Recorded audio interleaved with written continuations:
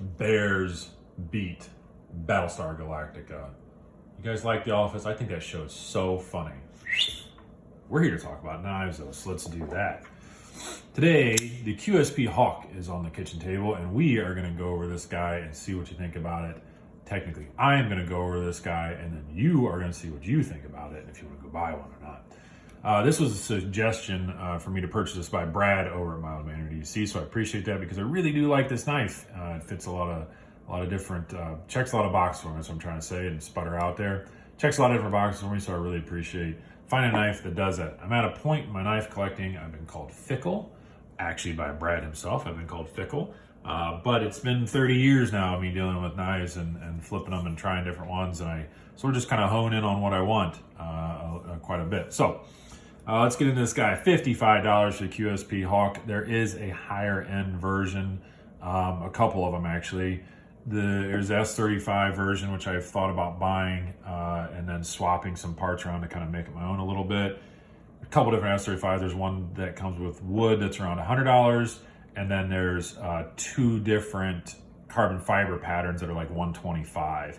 I think there's also a Damascus version. Sorry, I didn't look at it prior, but I know there's at least 3 other versions of this guy out there with the S35. So $55 for this guy though. 7.3 inches overall, which is terrific. That's at the shortest length that I would carry, usually 7.5, but 0.2 off from that is fine as well. Makes her a nice, very pocketable knife. Office friendly type of a knife.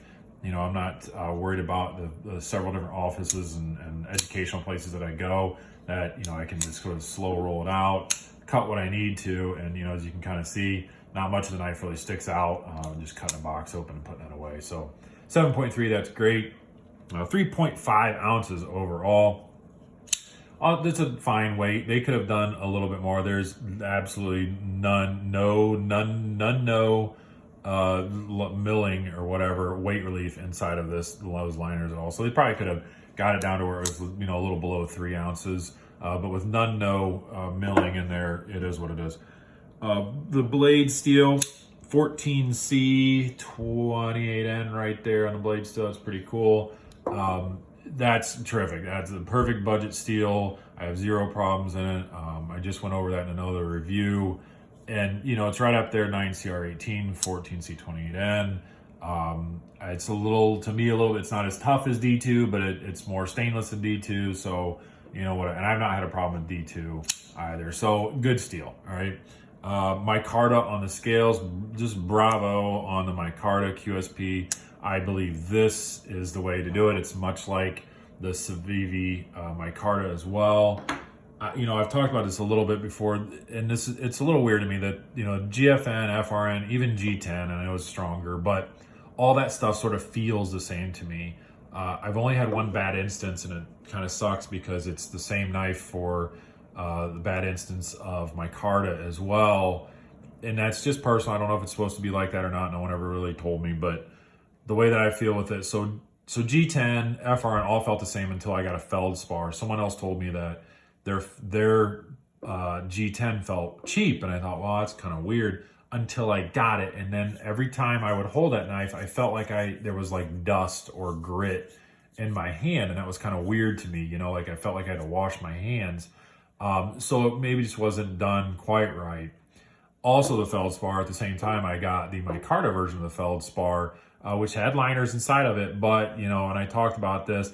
It was very soft, fuzzy, kind of squishy, where this is a very durable, just strong feeling. It's smooth, but it basically feels like it's going to be durable enough as plastic, but it's very cool that you can feel all those different ridges in there from the fabric that this was made from the fibers. So I think that's really, really cool. You also get to pick up, this one obviously being brown, you can pick up all those very cool colors of shades of brown rather, that are sort of woven in there. And I think that's really, really neat.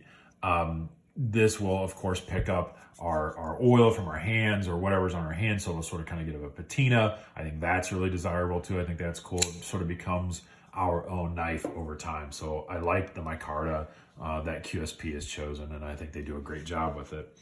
ball bearing pivot system inside of here. So, your deployment on it, very, very cool. And we're just going to get right into that because it is super easy to deploy. This little thumb stud on the back here, I guess, to me sort of looks like the back of, a hawk's head or whatever. Usually they kind of have that little tuft sticking out. So maybe that's where the name came from. The jimping on this side, not really for this portion when it's sitting here. The jimping on top and that little ridge, you can light switch this very easily. The push button style, not so much, but I don't know that I really ever push button it. Honestly, well, look at that. It did work pretty well. It's a little slower, but if you want that, high thwack, and there you go. You just do a little light switch. The thumb studs on this, though, are where it wins it over for me because I can easily slow roll it, cut what I need to and put it away. I can flick it out rather easily. You can even push flick it, I think. Yep, there you go. You can even push flick it, but just to get your nail up underneath there, that's super easy. The detent on this is great. There's enough of a gap back here, and it sticks out far enough that I can easily get my finger in there to do that Spidey flick. Can someone comment down below, by the way, a little sidebar here, the better word for Spidey flick? I don't know. I honestly just get annoyed at saying Spidey flick when it has nothing to do with Spider Co. I know that's where it originated from the spider hole, but all that stuff. But reverse flick doesn't sound right to me. Backside flick sounds a little weird as well. But is there a better term than Spidey flick? Put that down there or whatever. I don't know. Anyways, deployment options, terrific. Ball bearing pivot system makes it very easy to open. The closing on it, it's a light enough blade, and it's not going to be a drop shut. You can, of course, adjust this pivot a little bit, put a little bit more oil in there if you want to, and see if you can get it close enough. But I mean, that right there for a $55 knife, that's more than enough. I mean, I don't really close my knife. I just do this, and it's smooth the entire way. Where their detent is, there's no major, I've talked about it before, sort of a double clutch. Once you break the lock bar, it hits the ball almost immediately, so there's no issue. It's just very smooth the whole way. So great job there. Overall length, ergonomics wise, it's smooth, nice and smooth. There's no hot spots because they didn't bring this out to a point. That means that doesn't create a hot spot. Pocket clip, it's deep carry certainly, and the pocket clip itself is recessed into the micarta. The screws are not. I don't really care about that. It doesn't really bother me. There's enough room here that pocket clip works terrifically. It doesn't lend for any hot spots, left or right-handed. I really don't think it's that bad. And again, I know there's subjects. Some people will get a little bit of a hot spot off of that, but I think that's kind of the right way to do it. Just a little bit of a scoop there instead of something so obtrusive. Now, I talked about the jimping. The jimping there on the top of the blade, perfect. Your thumb really locks right into there.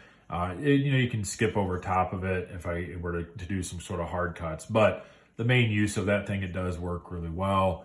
Now that these are on this side, when you deploy it, now this jimping makes a little bit more sense. So I'll kind of touch on 2 points here.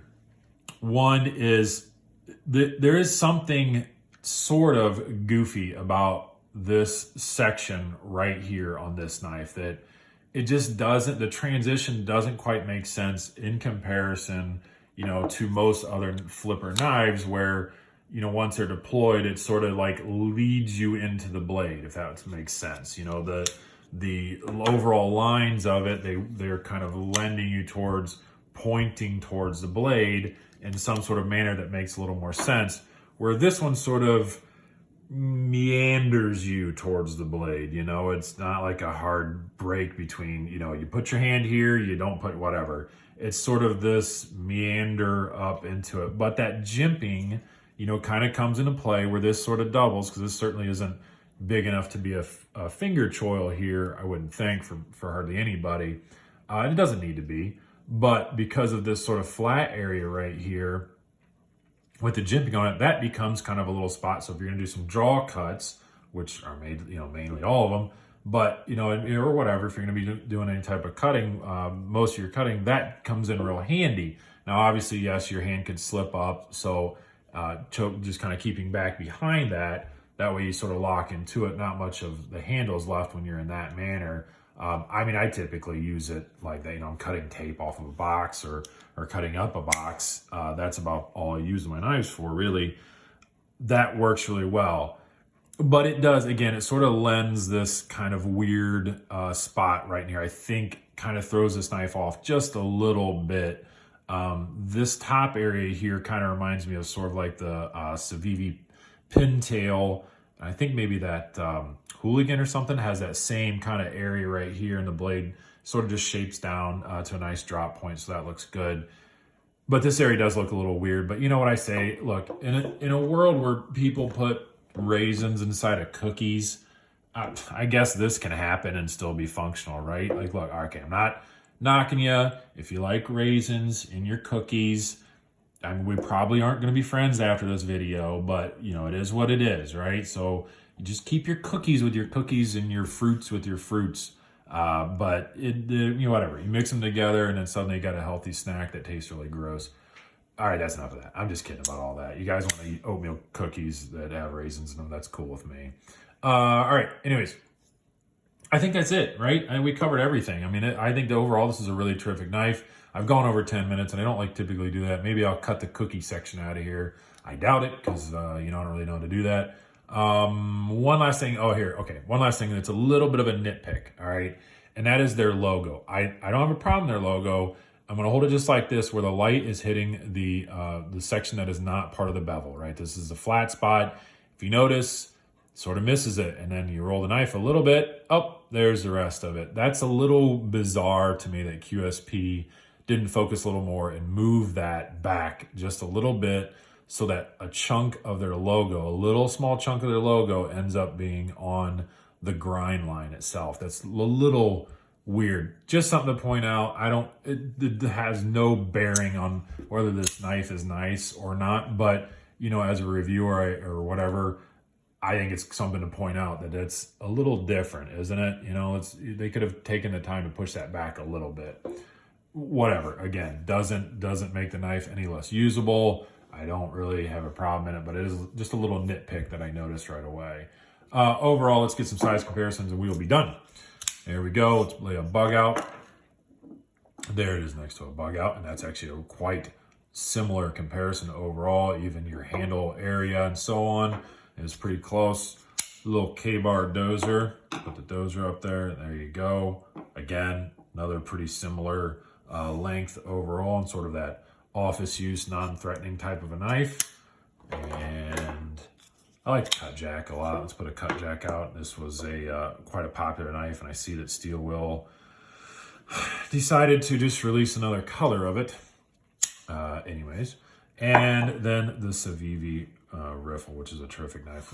We'll leave that guy out there. Just to give you some size comparisons. There we go. I'm going to stop talking. You guys, by all means, take care. Enjoy yourself. Have a great day.